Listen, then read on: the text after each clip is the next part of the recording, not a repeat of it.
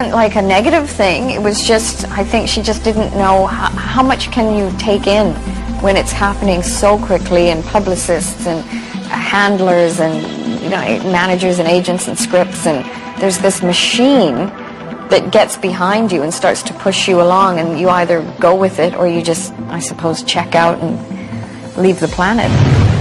In 2001, Angelina made the shrewd choice of taking on the role of Lara Croft in a film that was to cement her status as the ultimate sex symbol and action heroine.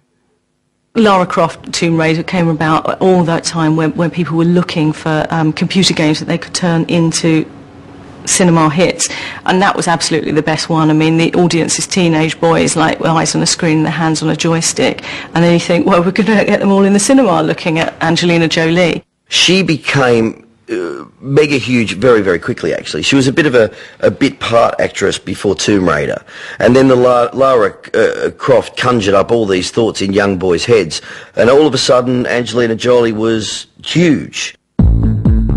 It was the iconic image of Lara Croft that propelled Angelina into the public eye.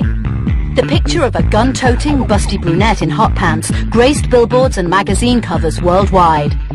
Lusted after by men and admired by women, the image left a lot to live up to, and Angelina certainly didn't disappoint. Lara Croft is every teenage son dodger's fantasy figure. Angelina Jolie is every male's fantasy figure, and so it's the perfect combination. Only somebody like Angelina could pull off that just really simple kind of masculine tomboyish outfit and look so sexy in it. She's got that incredible body, she's got that incredible bust kind of bursting out of this little vest, and she just looked fantastic. She revealed that, she wore a padded bra because, like, she does have a magnificent bosom, but it wasn't magnificent enough. But I like that about her. She actually does send it up. The part of Lara Croft was Angelina's first major physical role, and it involved a punishing fitness regime. But Angelina knew that the benefits and the publicity would be priceless. This incredible action hero, kung fu fighting. I think she learned ballet, she learned how to tightrope walk, all these amazing skills. There was a lot of action involved in Tomb Raider, and Angie did do the vast majority of her own stunts. I couldn't say enough good things about her. The way she approaches it in the gym, she's phenomenal. And anything she doesn't get on the first set, she'll get by the second set. And then, she'll look like she invented the move. I remember the first time I had Angie hooked to one of the bungees, and we were 30 feet up on a tower, and I said, "You just got to trust me on this, right? I need you to jump when I say jump." So I said jump, and she jumped straight away, no hesitation, nothing. She just went. Angelina was anxious to succeed in Hollywood, even if it meant putting her life at risk. An ambitious daredevil was born. The motorcycle lessons were rather nerve-wracking because there's only so much you can do with her sitting on the back and you going through the motions with her. Eventually you've got to put her on and let her go on her own. And when you've got this multi-million-dollar actress in the car park of Pinewood just about to go off on this motorbike, and she's screaming to you, "Which one's the brake?" It's very nerve-wracking. Coming up after the break, Angelina's baby shopping, Hollywood's very own Mother Teresa, and the Jolie Pitt World Tour.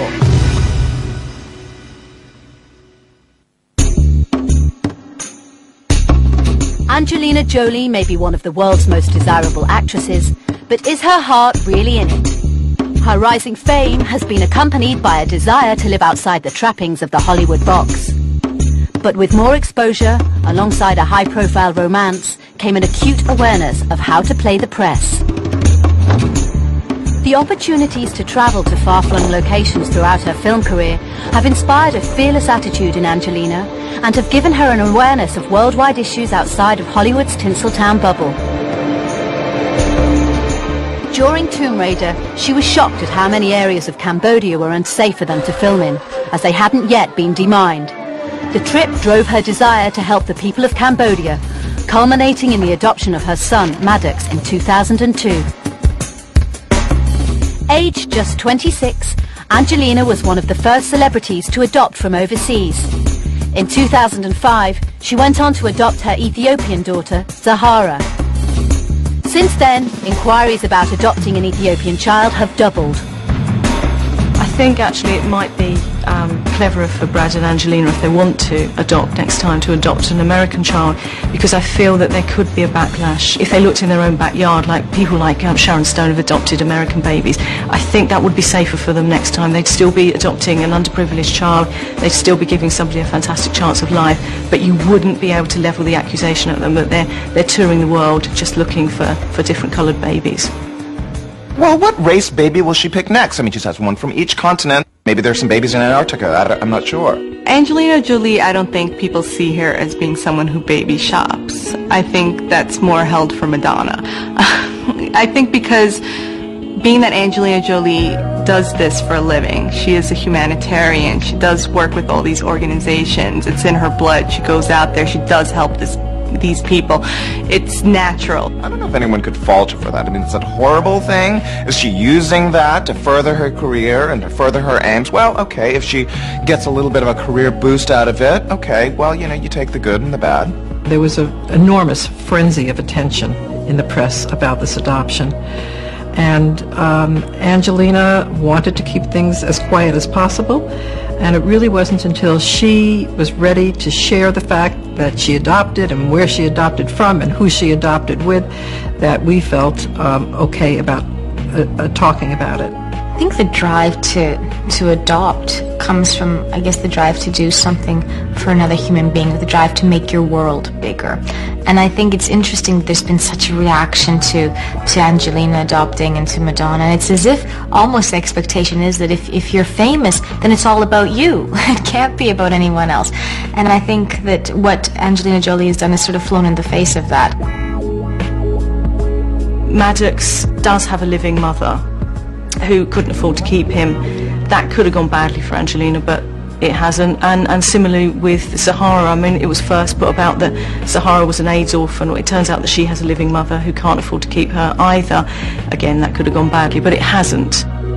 I think the interesting thing is that it happened very, very quickly. She adopted her little boy, and then within a couple of years another little girl, and then immediately she got pregnant. And I think in that sense, you know, you step back and you think for any mother, having a child is a big thing. To have 3 within 3 years has to be hugely difficult. I met Angelina after Zahara came into her family. I visited her at her home. I found her to be a really hands-on mom, a very, very loving, capable parent. And I saw her doing all the things that one would look for. Feeding her child, changing her diapers, playing with her. A really good mom. Motherhood was to provide Angelina with her most demanding role yet, and she was keen to parade her precious new brood to the world's press. When you look at the shots of Angelina with her children, she shows very consistent congruency in the face and with her gesture, that everything matches. Her eyes, when she smiles, come back, her face comes back. It's a sincere smile, sincere enjoyment that she's got when she's with children, and she clearly enjoys being a parent, because the thing with children will give you unconditional love. I think what it allowed her to do was to solidify her identity outside of this bimbo Hollywood star. See, the way she clings, it's a cling, it's not a hold. When you've got babies, you cuddle babies and you hold them. But when your hands tense, you don't want anybody to take them off you. That's what she's doing in these shots. She's holding those babies because they're her babies and they love her and she loves them. And it's potentially neurotic.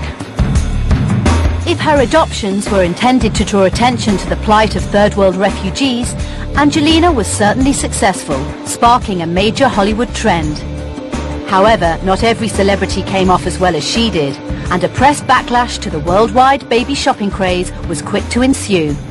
I mean, do you think Madonna honestly would have gone to Malawi if Angelina hadn't gone to Africa first and adopted a baby there? I don't think so.